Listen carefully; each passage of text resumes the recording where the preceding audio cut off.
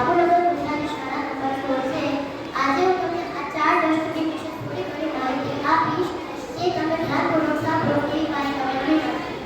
આ છે green dustbin, એટલે કે ભીનો કચરો.